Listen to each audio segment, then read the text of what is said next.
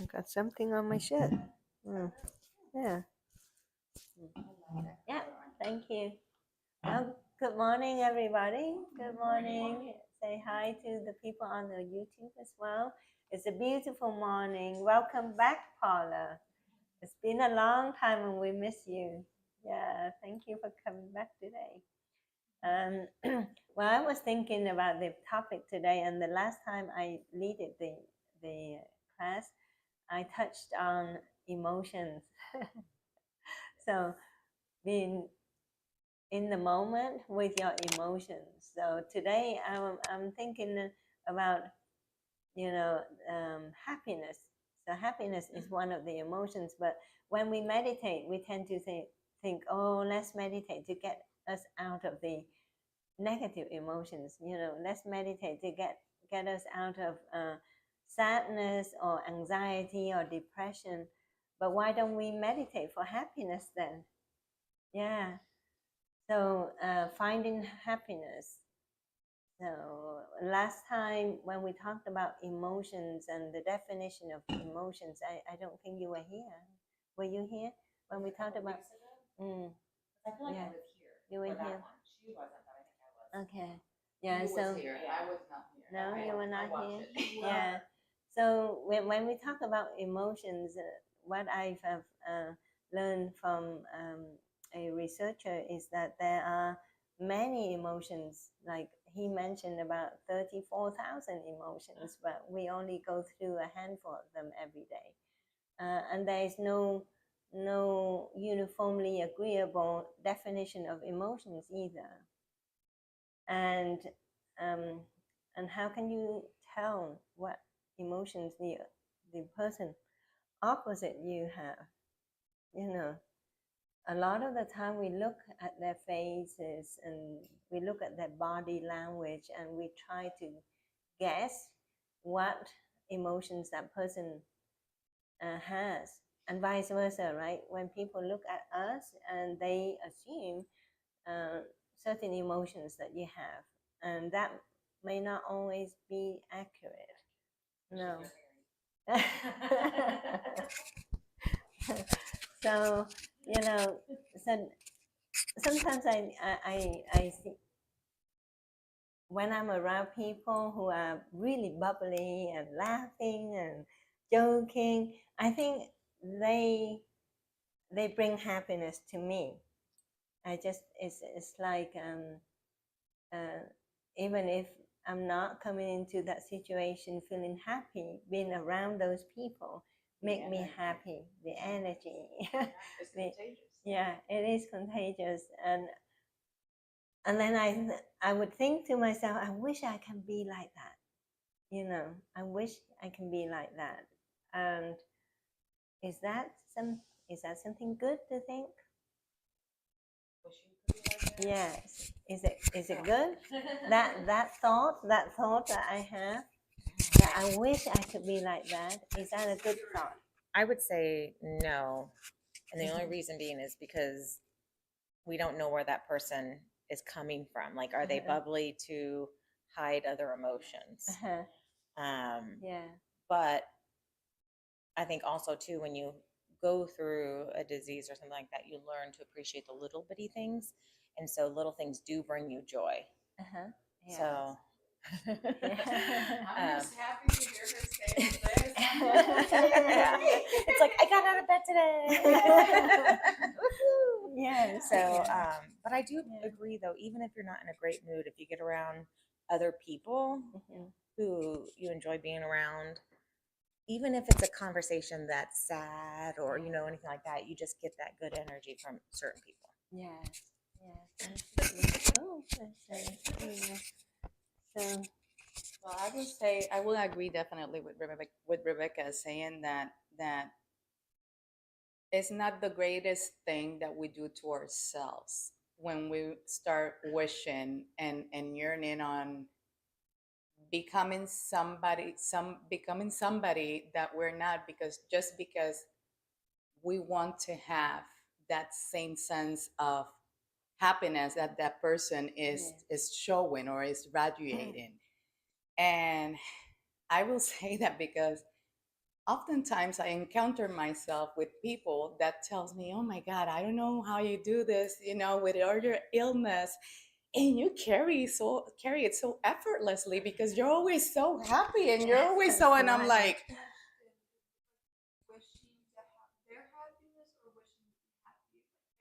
well, probably, and that's where I'm going with this, because not all the time you wish, like, yes, when when people say those things to me, sometimes I'm like, in my head, I'm like, oh wow, that's how they see me, like, that's how I feel. Exactly. And then again, what I learned from this, and that is something that came to my mind when Dr. Chen said, is that a good thing or is it, is that, for example, for me, I have come to a point where I kind of made peace with that, with knowing that I will bump into people that will say silly things, thinking that they're saying something meaningful because they don't understand, and that's not their reality. That's not where they're living. So I kind of make peace with that part, and I started focusing more on the simple things. And depending on the person that comes to me with those type of comments, for example, depending on who it is, depending on the conversation that I'm engaging with that person, sometimes I openly share, yes, I'm like this, but I've been doing this for the past, I don't know, like 10 years in order, like, or 7 years or 8 years after I got my diagnosis, 2017? I've been doing this since 2017. So, because I made a commitment with myself. Literally, I made a commitment with myself that I was my priority and that I needed to feel better and that I needed to do everything that was in my hand to find that balance and happiness. So sometimes we yearn and we just like get lost in wanting and wishing to have that energy, and that, but she's always smiling and she always feels, so peaceful and so nice to be around. Yes, but you have to do a lot of work, and it takes a lot of energy, a lot of effort, a lot of unlearning and relearning, so you can actually have acceptance and adapt and be able to function with what is your new normal. So it's, for me, it's not something great, but it's something that we all do. We all do that. You'll hear and you'll wish that at some point. Keep repeating it. I'll be quick. So at work, some people said to me, like, "Oh, you're always so happy and bubbly. Like, why?" And I said, "What's the alternative? What's the alternative?" I mean, so there you go. Okay.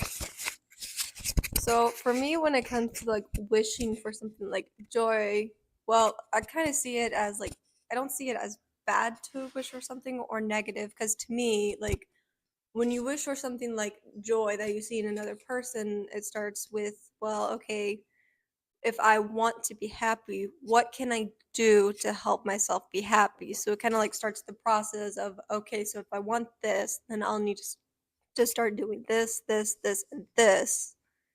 So I'm kind of like, I don't really see wishing as a bad thing, because it's kind of like a start to the process. If you do it like that, but a lot of people Yeah. don't do it like that. Yeah. A lot of people are like doing this. Yeah. listening.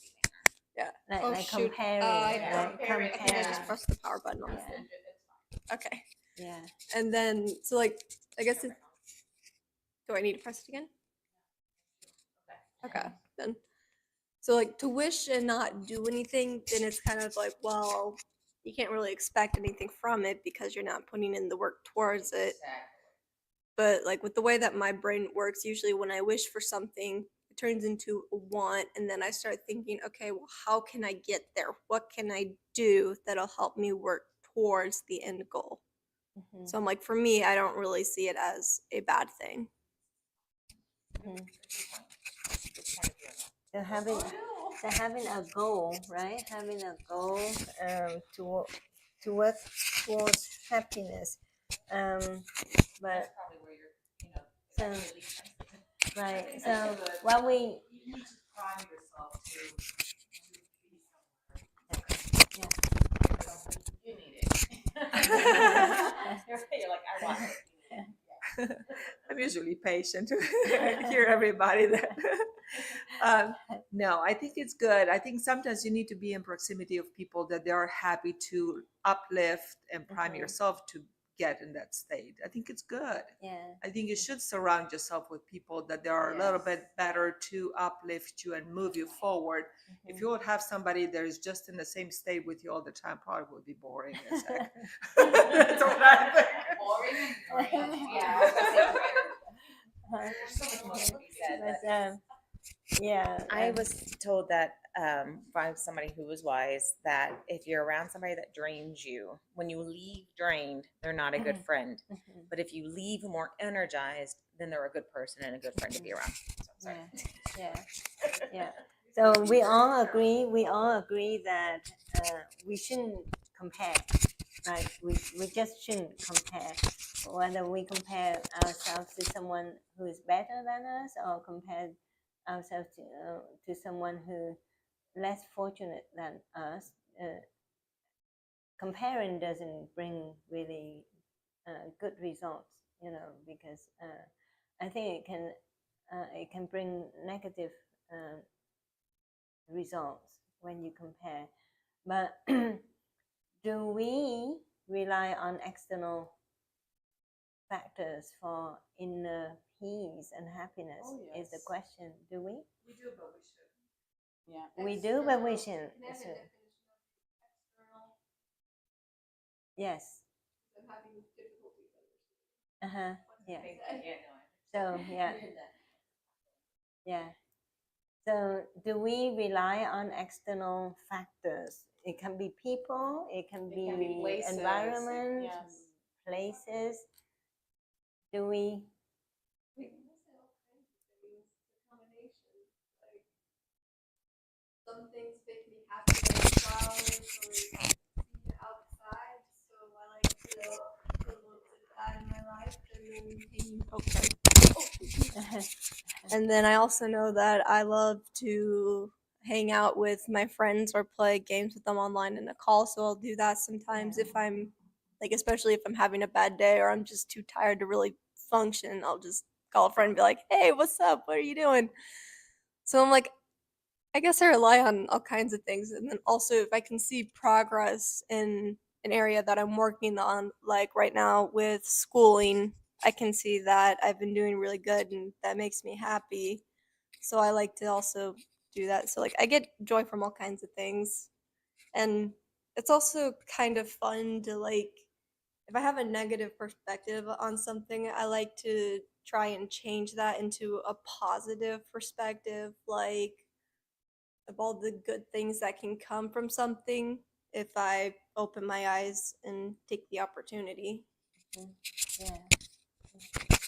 I think the main thing that you're talking about is it's a choice you make. And so sometimes when I go to work, everybody's stressed. So the atmosphere is very negative. Yeah. And I have a choice to feed into that negativity, or I've learned so much here, breathe through that negativity, make the choice. I guess what you're saying is meditate on like a good attitude, basically, just take a moment to, okay. And then sometimes you could change the whole mood of the place. Sometimes you don't. You just get through the day. Yeah. But so yeah, I think it's a choice on what you make personally. Yeah.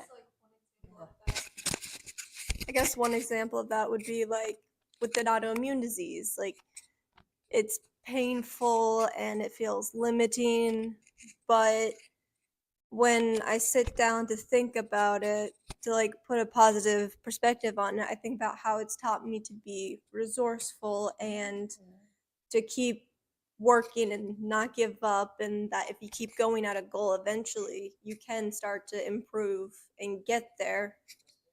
Yeah, so it kind of shows me the things that it's taught me and how it makes me like problem solving. It's taught me to be a better problem solver because I have to come up with ways to help me feel better. So you take the autoimmune disease as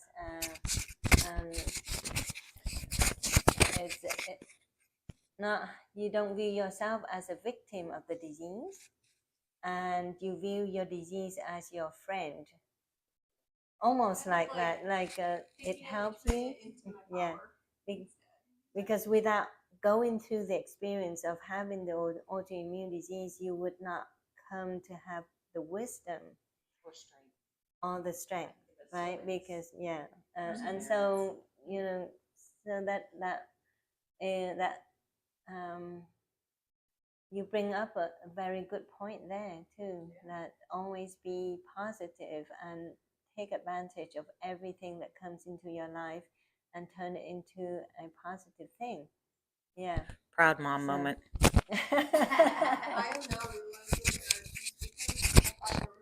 No, yeah. So last week Brian came and helped us set up the two. Yeah. So we can pass one along. Yes. So let's go back. So we agree we shouldn't be comparing ourselves to other people. That doesn't bring us happiness. Number two, we learn how to be focused and change our mindset to become more positive and look at negative events in our lives in a positive way, right? But how can we be just happy? So we are thinking, we were thinking, okay, yes, I feel happier when I'm surrounded by happy people, uplifting people. But do I go into that situation being a happy person myself? Yes, so then happiness is a choice. Yeah, happiness is a choice. And then you can, but how can you make that choice? I think you have to be concentrated, be focused, be mindful. You have to think, be present, be aware of. Constant exercise. Yeah. Your mind can be your worst enemy. Yeah. Your mind is your worst enemy. You can choose to be happy, but you have to exercise your will all the time, Right. no matter what. Yeah. What I do is I just say, you're not worth my time. And that's it. For that thought or that person or whatever. You listen to them and can think of something else. Just, Okay. you have to guard your mind a Yeah. lot, because otherwise your mind is that's most of us. That's why we have immunodisease, because we let our mind worry too much and we damage our body. I tell my daughter, lately I did a thing with her because she's got some bad kids, bad girls at school. They're mean, and I said, when you get so upset and you're so angry at them, just look at me. I say 1, 2, 3. So by the time you get to 20, you don't even know what you were mad about. Just look at them in the eye. If you did that to my kiddos, they'd be like, because they knew the count. Oh yeah. What you said about like taking the time to try and help better yourself. I agree with that because I know that I used to be like a negative. Yeah. I used to be like, I would consider a very negative person because I would always look at the down things or the downside of things, but because I was going through depression, but my mom had brought up, hey, you can actually rewire some of your pathways if you work on it. And it's not easy. It's really hard because your brain's going to fight you and be like, oh, no, I don't want to think about the good. But like, if you keep making yourself think of the good things, and like my mom made my family do for like a couple weeks or months, every night we had to write down 3 things that was good about that day. And each time we added to the list, we could not repeat a single thing. Yeah. Yep. So it had to be different. And what also made it a little challenging is that you would have to try to not put the same thing as someone else did on their own list. Yeah.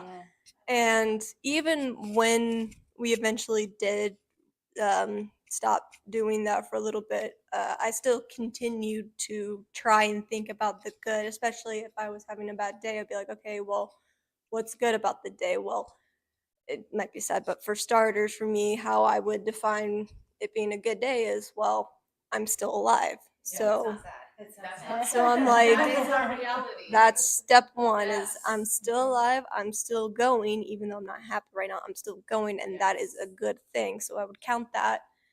And then eventually my pathways have, I would say they've definitely gotten better, because now at least, even though I start going down a negative path, I can tell and be like, well, wait, hold on, there's still good over here, and I can turn this into an opportunity instead. Right. Yeah, That's very good. And it's important. Yay. It's important I see to the do growth that. in Tala. Yes. Such a It is important to do that's, that, and I'm so happy and yeah. proud to hear all Yes, that. yes. And not only that you're doing it, that you are helping them getting through that. You know, that's just, I know, that's Yeah. amazing. That's amazing.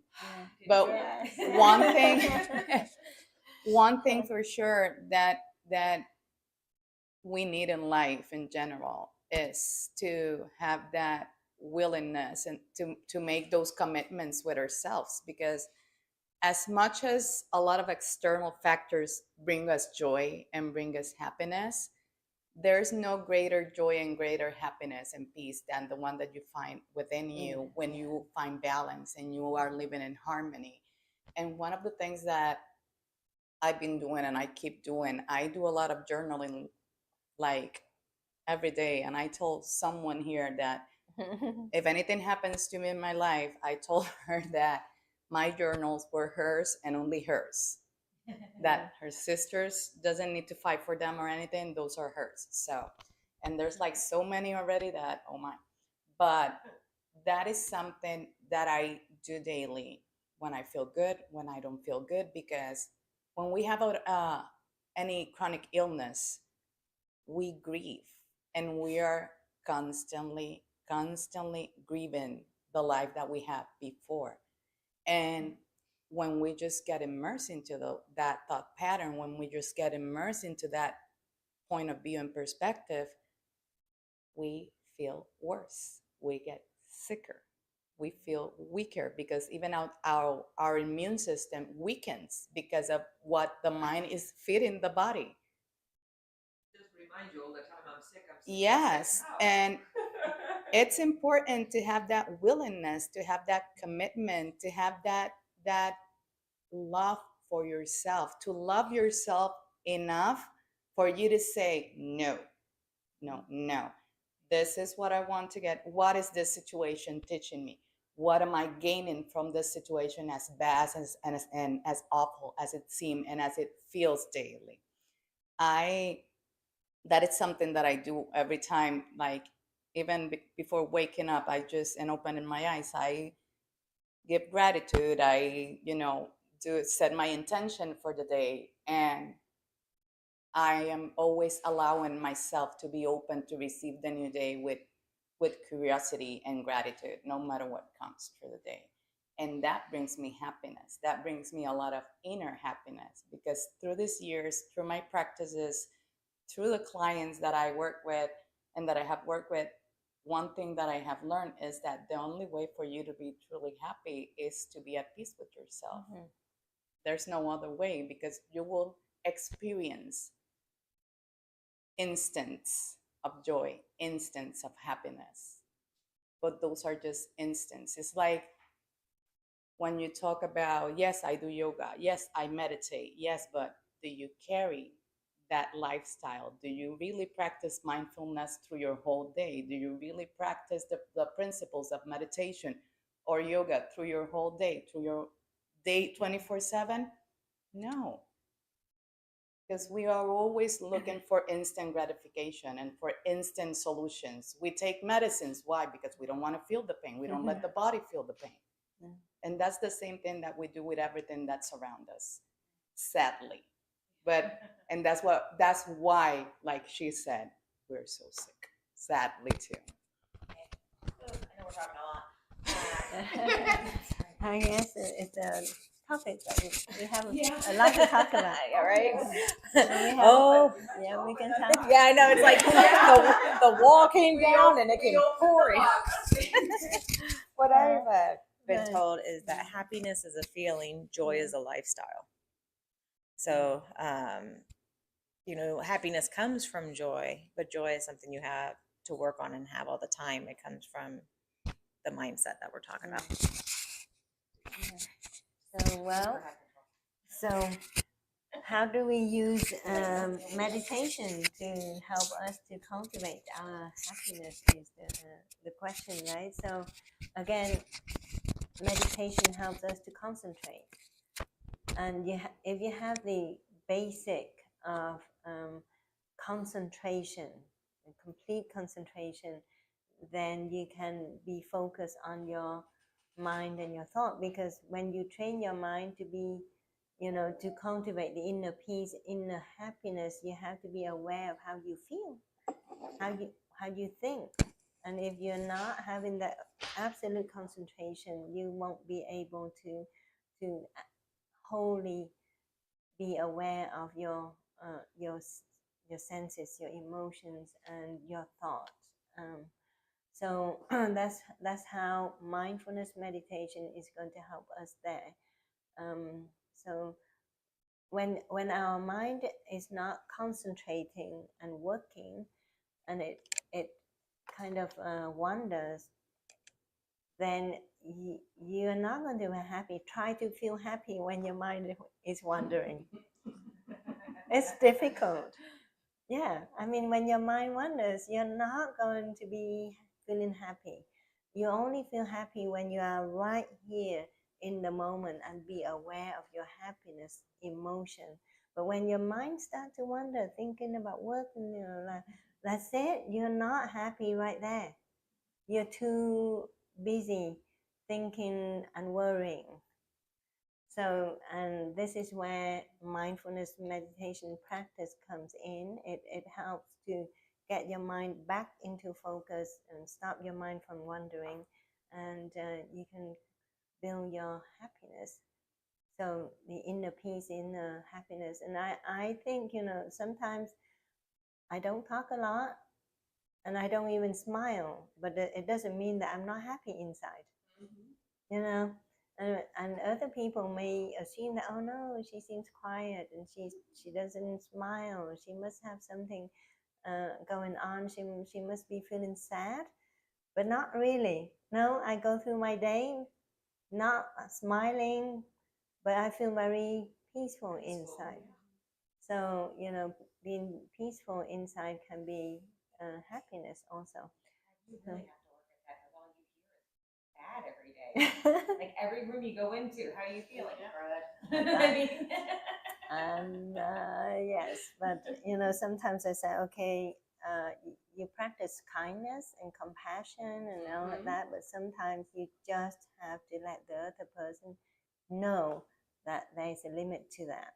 You can be kind, you can be compassionate, but you cannot allow other people to walk all over you. So enough is enough. I can't work with you. This is affecting me. And it's not helping you. So yeah, most of the time I do just listen, and that's my work from morning till night. It's just people don't come to me and say I am happy, right? They come to me, oh my God.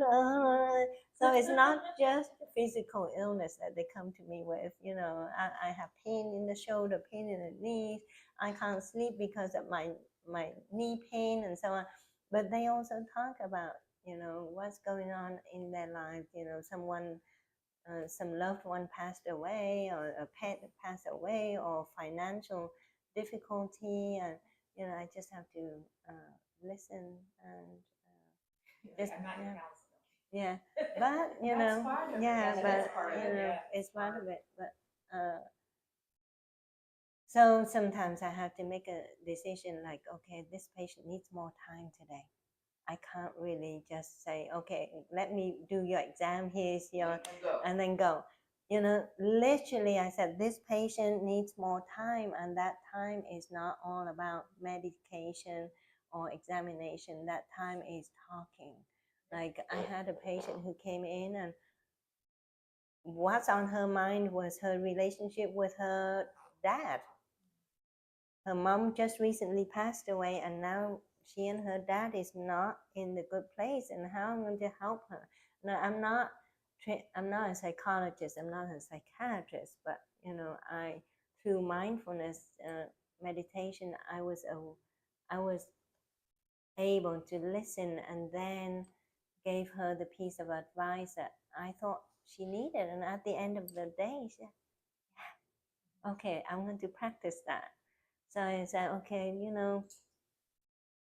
take a step back and look at your dad with compassion. Maybe the way he's behaving or saying things is because that's his coping mechanism, or something like that.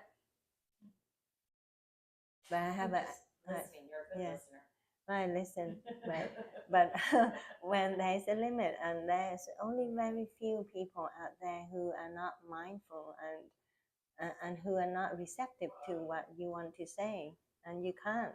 And then in those situations, you can't spend more time with those people. They will not listen. That's it. Yes. That they will not change.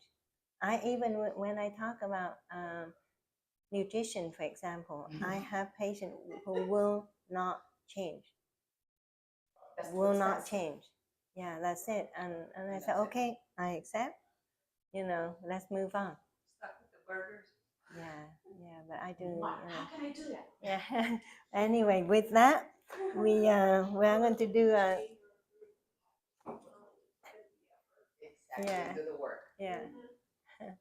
Okay, so let's go into a meditation practice today, and during this practice, let's focus on our concentration. Let's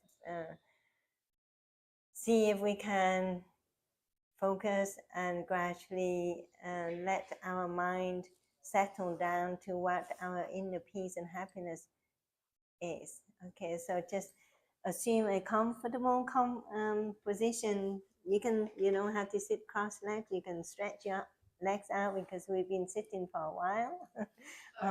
Yeah, or you can do baby pose like Carla. So take a few deep breaths in and slowly breathing out. And deep breath in and slowly breathing out. And you can close your eyes if it's easier for you. And let your body settle into this breath.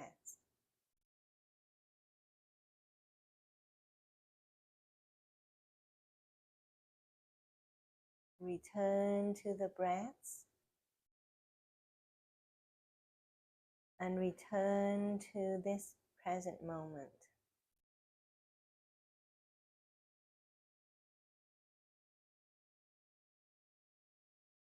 Bring your awareness to the here and now.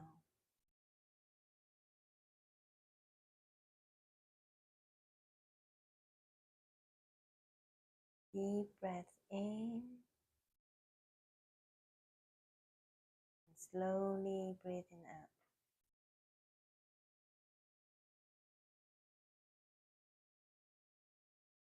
And with each breath, let's bring our awareness to our senses.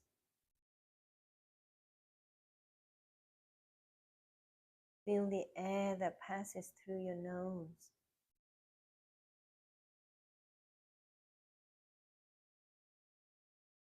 Are you enjoying breathing in that air? Is it fresh? Does it carry any scent to it? Deep breathing in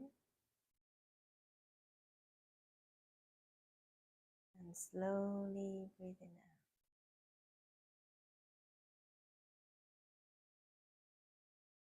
And bring your awareness to your eyes.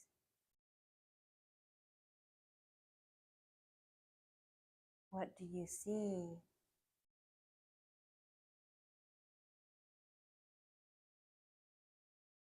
How does your forehead feel?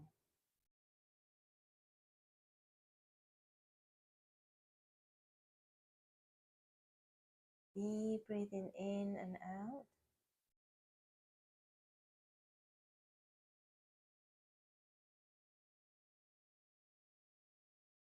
Do you feel your chest rising and going down?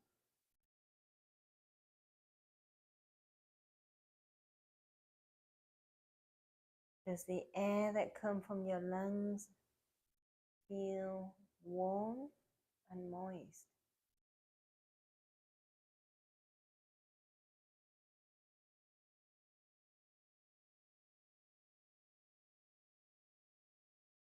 Let's bring attention to your ears.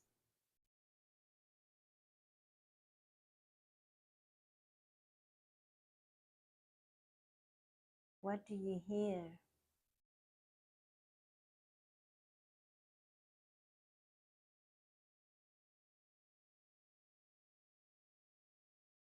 How do you feel towards the sound?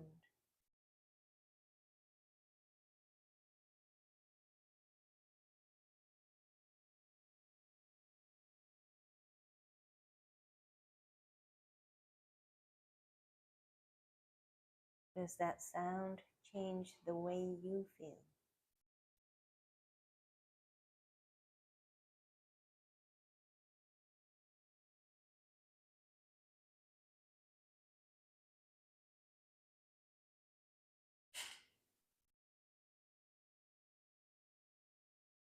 Deep breathing in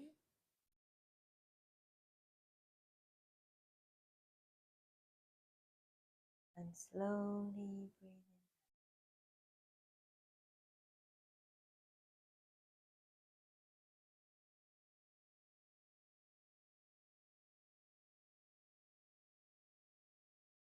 Let's bring the attention to your heart.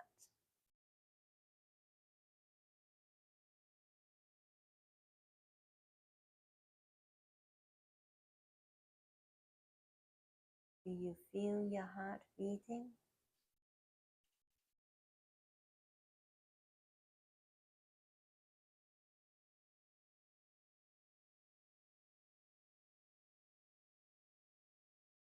What does your heartbeat tell you?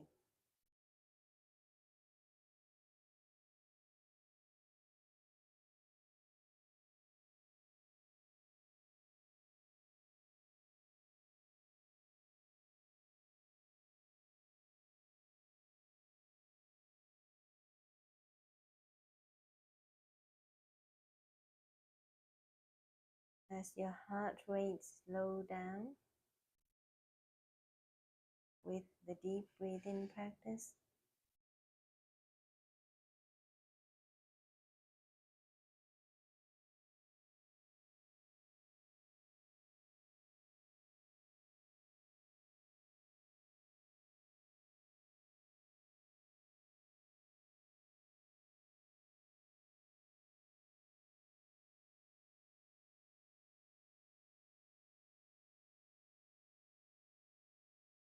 are your heartbeats soft or strong?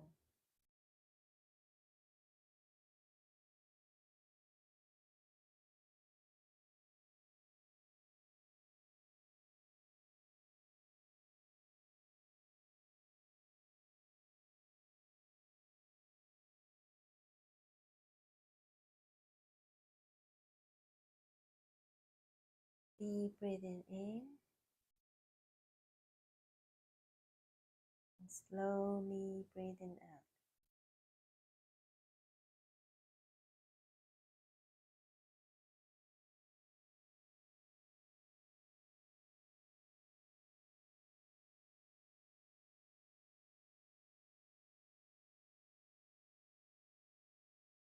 Can you follow your breaths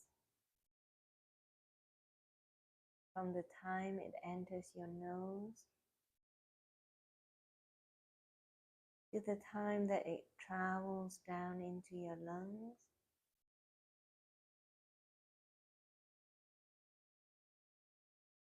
Can you focus on the sensation on your neck and down your spine?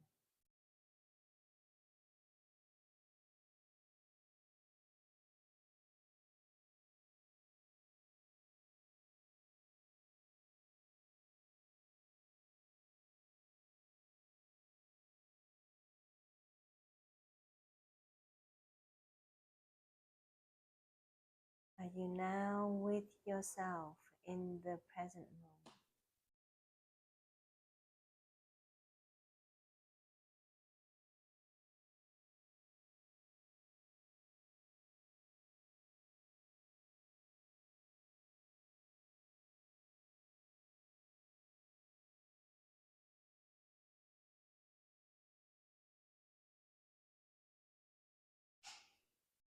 How do your arms feel?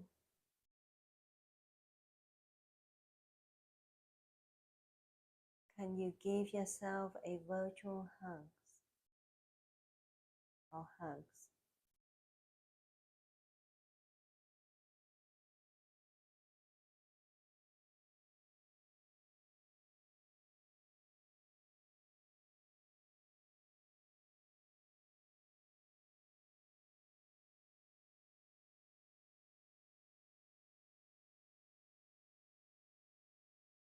Can you say, I'm happy with just being me in this present moment?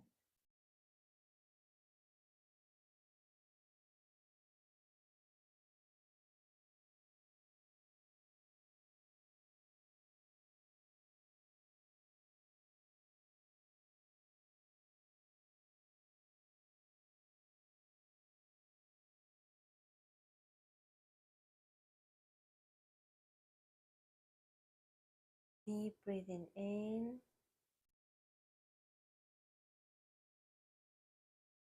slowly breathing out.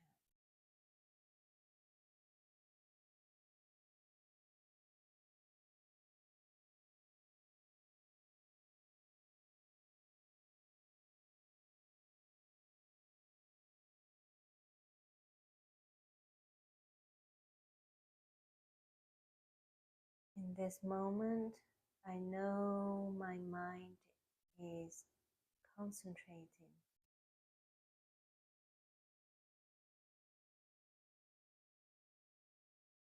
I am aware of my thoughts.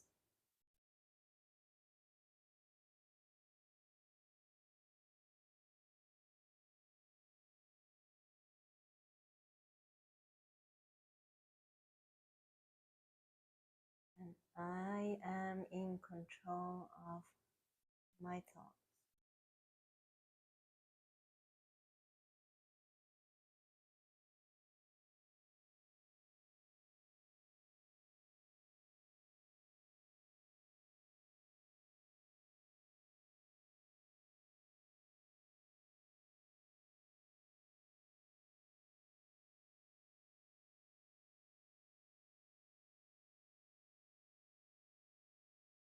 With this concentration of my mindset,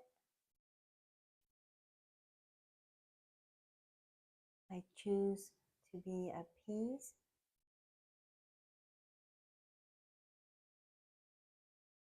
and I choose to be happy.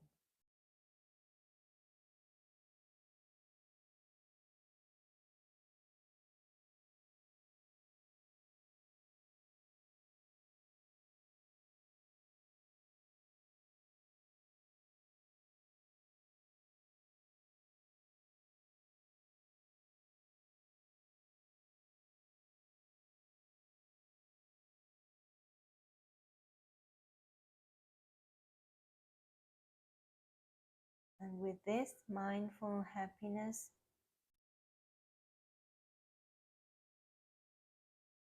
I know I can cope with adversity.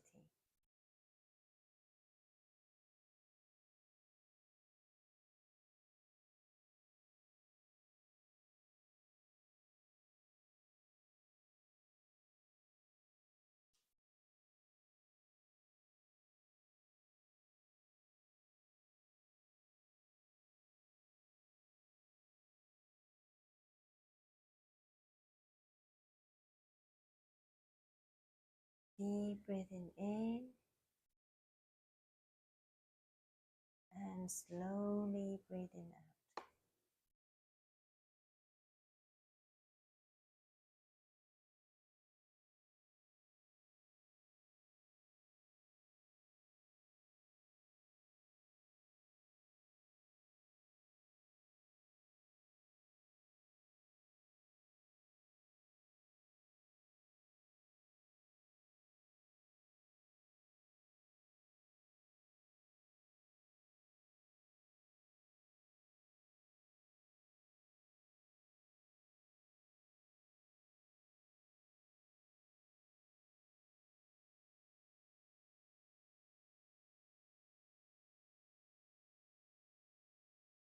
as my heart and my mind are filled of happiness and joy,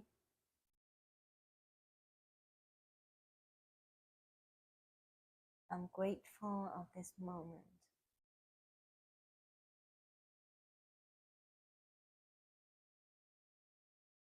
And I know that I'm blessed.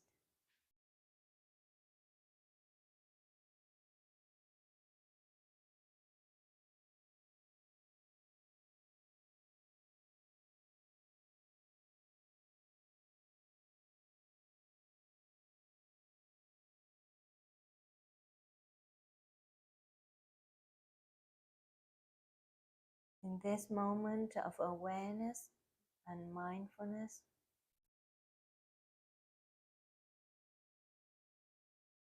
I practice gratitude.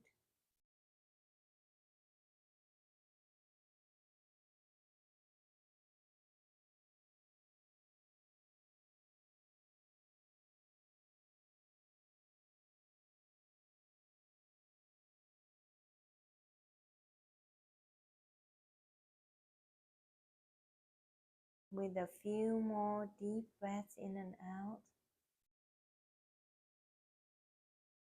let's bring our attention back to the room.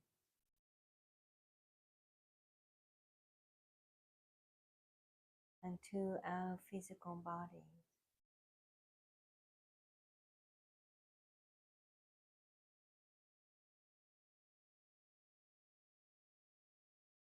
And you can start moving your fingers and toes if you want to. And slowly open your eyes.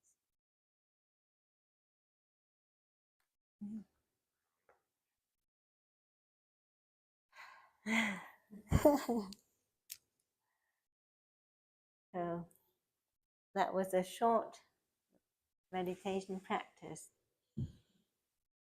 to focus on our happiness and inner peace.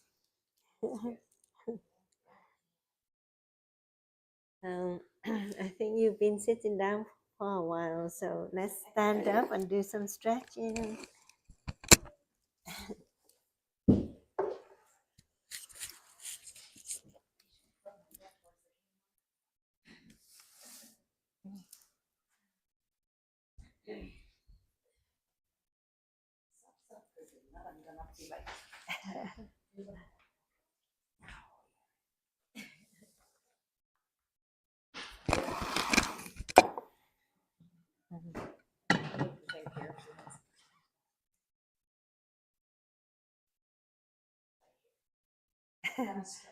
So it's free stretch. You can do whatever you feel like doing that make you feel good.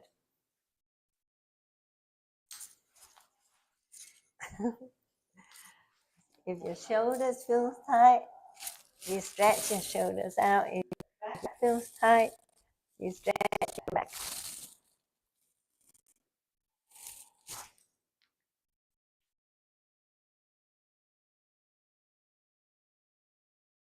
And then we can do some walking meditation after this for a few minutes.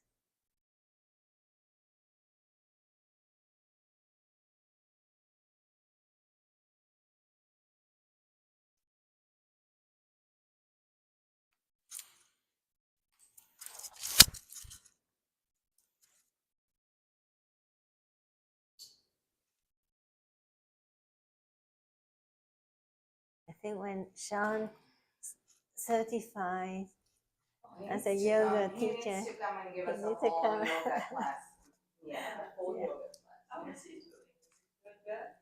Yeah, he's still. Huh? Yeah, yeah, he's still off all medication and. He's taking the It's great. 200-hour training for yoga instructor. Now I tell you, last week I had a patient. Did I tell you? It's amazing. This patient of mine in the early 70s, full of pain, and I just taught her how to do the deep breathing practice in the office, and she was on 4 different medications, including prednisone, right? And I couldn't get her off prednisone for 5 years. I could not. She would be in miserable pain. And then eventually, yeah, September last year, she was so depressed because of this illness. And but this deep breathing, I said, please promise me you're going to do it 3 times a day, half an hour each time. She did it. She promised. I said, you please promise me, because I have no other tools, and then I cannot increase your prednisone. I cannot add another medication. And so promise me you do this, because the research showed that it works. So she said, I promise, I promise. 3 months later, she came in. First time I saw her laugh out loud and smile. But I didn't have to give her extra steroid like I usually have to. And I said, okay, you are now ready to go down on the prednisone. Go slow, because you've been on it 5 years, right? Go slow, 1 milligram every 2 to 4 weeks. And she came in last week, and I said, how much prednisone are you on now? I've been off of it for a month. Wow, that's awesome. No flash. Wow. So this vagus nerve stimulation is a powerful tool. Harvard Medical School said it is a medical tool, but I keep saying to my patient, I've seen miracle. Yeah. Yeah. I do that 3 times 30. Uh-huh. You breathe in 30 times, like really heavy and really deep and really fast. Yeah.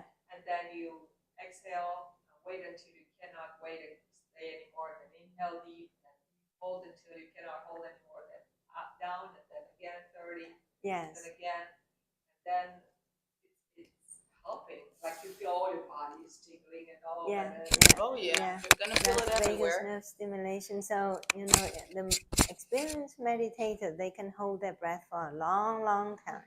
I get about But, a minute and 25, a minute and 30. Really? Wow. Yeah. Sometimes I don't do that before, but usually a minute. Yeah. And it's only because of meditation. Uh-huh. Because if I don't meditate, if I'm not like watching my breathing and stuff, Mhm. if I'm not watching my breathing, then it's harder to hold. It's just like, Right. ooh, 10 seconds. Yeah. Yeah. So, okay. Well, this time we go walk-in meditation, but we'll walk in silence. And maybe occasionally I'll ring the bell just to yeah, to remind you to focus on your breath. But it's just free walking, and we just meditate the way we want to meditate. So I'm not going to ring the bell often. My girl, she's stretched like this. Come on. Okay. All right. So if I just ring the bell, we can start walking and freestyle meditation. Okay, just like you walk in the park.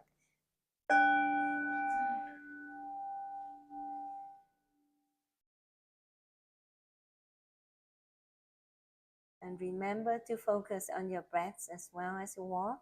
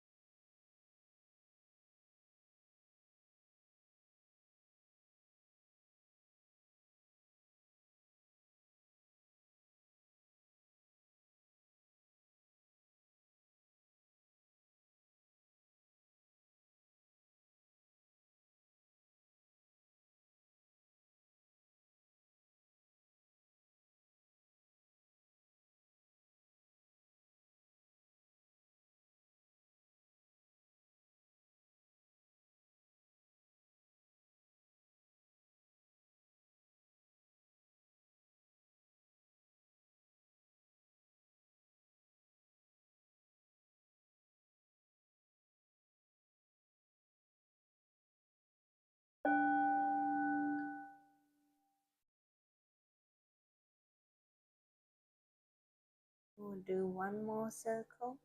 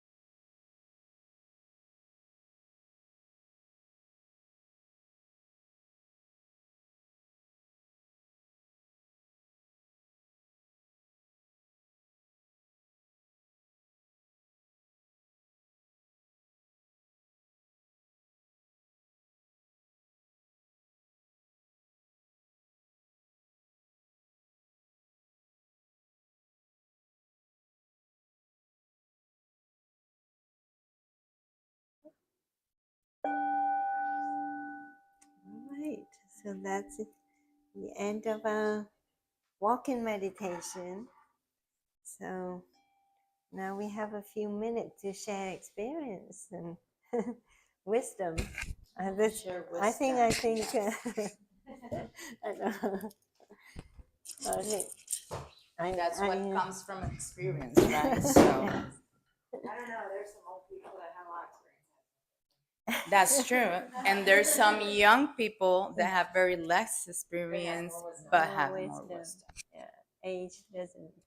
So it's not a matter of age. She said it's a matter of Choice. Uh-huh. Choice. Who wants to start today? Yes, who wants to start? I'll go first. Okay. I love that she's like, I'm going. Yes, yes. So today was very nice. It was very calming, and I know that I've been stressed from the past couple weeks because it's been very hectic. A lot has happened since I've last been here. So it was nice to come here and to just kind of meditate. And it was interesting because this time when I was meditating, when I was in the zone, like only I was here. I was like just I was only focusing on myself and trying to relax and not stress about things when I really don't need to stress about it. And I really enjoyed the walking meditation because like always it's a great way to like massage your feet and you get those muscles to relax and sometimes pop into place. Depends. And I also like to see if I can close my eyes and still keep my balance, which I was happy because today I was able to actually do that, which I'm not always able to. So it was very nice. Well, I can see Carla has made such, a stride in her practice. Is, very confident and since the beginning. she If didn't you wanna watch talk the or very nothing. first video you were in and how you are now, you see a significant change. Oh, yes. So proud of you. I also have gotten a lot more comfortable with this group. Uh-huh. So that helps. Yeah. It feels like it's a family away from home. I love it. I love when I can come. It's very pleasant. Yeah. And I love the topic today. You always have great topics. Makes you think for a while. Yeah. But I enjoyed it and I missed it. Yeah. Thank you. No, Paula, it's not good. Yeah. Well, I feel like today's topic was like put us all to think a little bit outside of the box for those of us who don't seem to do that often, and to get into the depths of what thinking about finding happiness truly means. So, and I think the practice today was very relaxing. I agree with Kala. I enjoy very much the walk and meditation. I caught myself losing balance a couple of times, and that was a reminder Yeah. for me to practice that more at home, like I used to before, because I haven't been doing that like steady. Let's just say it like that. Yes, I know. So It takes That's- time. it take- you yeah, know, it takes at time. the beginning of the walking meditation, you can tell that you're not steady. yeah, You know, so the longer you practice, the better you The better you are, in yes. that moment as you walk. I think you Yeah. enjoy it more, and you feel how your body is and how your legs walk, and you know, And you can feel truly it. enjoy it. Right? I did feel all my calf muscles very, very, very tight. At some point, I was like, "Oh, this is not feeling great," but okay, just stretch a little bit. But yeah, so thank you so much for Yeah, leading you're today and welcome. for leading us to this topic today and this practice. You know, just I started thinking about kind of like what we were like when we started. Yeah. And at first, I didn't even like the walking meditation, just walking Mhm. hurt. So I remember I'd lay down Yeah. and I was just miserable all the time. And just with the learning to breathe through things. And I need to, of course, as I always say, I need to meditate more.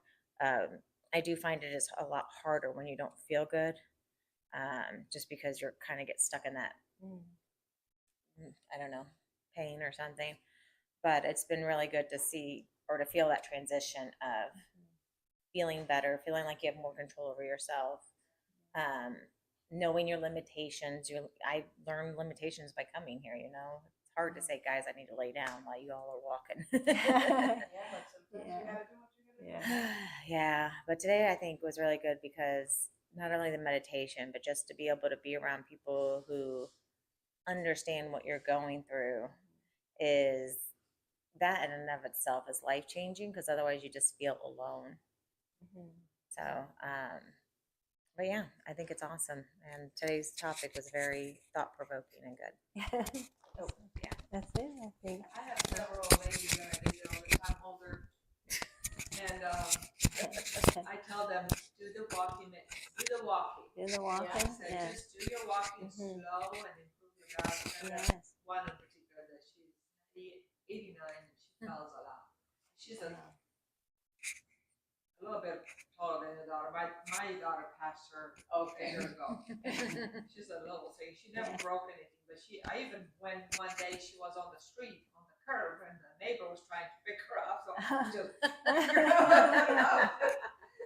but she's having a bad balance, but I think that helps a lot. The walking, it does. Yeah. So I think if we have the elderly people in the nursing home doing this exercise with them, that would be so great for them. Yeah. I told her just go slow, take your walker if you need to, but just go slow and feel your pace. Yeah. It did improve mine. Well, I hope everybody leaves here with a even happier mood than when you come in. And I wish you all a very happy, peaceful weekend. Enjoy the weather. Oh my God, today the weather is so nice. We have had a few stormy days in the past week, so yeah. And, avoid sun exposure for those who have lupus. I know, use sunscreen. I wish everybody watching on YouTube a very happy weekend also. And thank you very much for coming and practicing with us on this beautiful Saturday. And namaste. Yeah. Okay. So Thank you. we're going to be going up to 72 on Monday.